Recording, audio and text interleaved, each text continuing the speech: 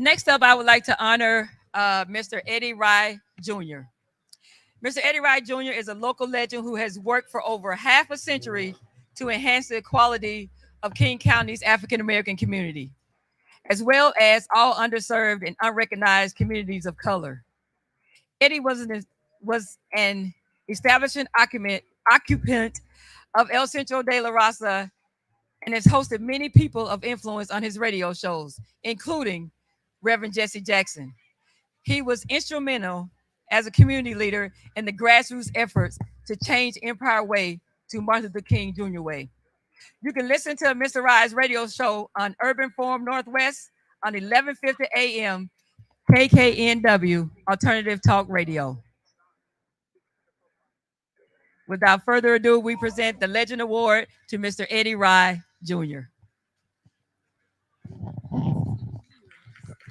All right. Well, okay. Okay. Anyway, I got Elma and Aaron Dixon's books over here. I want y'all to know they're here first and foremost. You want me to come out here, Clyde? Oops, I can't go any further. Oh, no, okay. All right. Okay. Anyway, I want to thank the Atlantic Street Center staff. I want to thank them for the stuff they do every day, helping the people who are in need, people who need direction. And in terms of my involvement in the community, I guess you would consider me to be an OG, an old guy. But I've been involved with quite a few activities, and I won't bore you with everything. But one of the things that's been devastating to our community, like it's happening in other major cities, is the removal of African descendants of the United States enslaved. I'm talking about the black folks who have been here 400 years, died in every war, and built this joint for free. And it's time now. You've been hearing about reparations. We can't have reparations until we have affirmative action. And you know what Clarence Thomas and some of the Supreme Court justices are saying right now about that. We've paid our dues. It's time for us to have a federal agency, and every federal agency in the United States government dedicated to the needs and the aspirations of African descendants of the United States enslaved.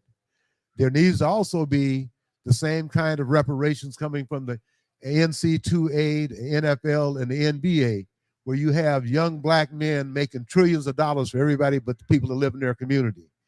We want 10% of all the contracts from the Mariners, when we get the Sonics back, the Seahawks, to go to companies that's owned by African descendants of the United States enslaved. We also want them to have deposits in every city where there's an NBA or NFL team. We want them to have deposits in a black-owned bank. So this is how you have reparations. There has to be a set-aside of government contracts for African descendants of the United States enslaved. Now, we can joke and talk about reparations, but we got to have preparation. And if you're going to be serious about making the lives and paying for what our descendants paid to make this country as great as it is, died in every war, and I'm telling blacks in the military right now, there's no need to be on foreign shores fighting for somebody else's freedom when black folks don't have the right to vote right here in America. So thank you very much.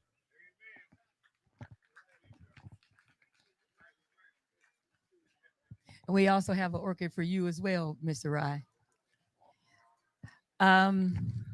So you never know what you're going to hear from them. They always have a message. So whenever they have the mic, if you notice, he wanted the mic before the award. He's like, oh, thank you for the award. I got something to say. So that's why he's standing on this stage right now receiving the Legend Award.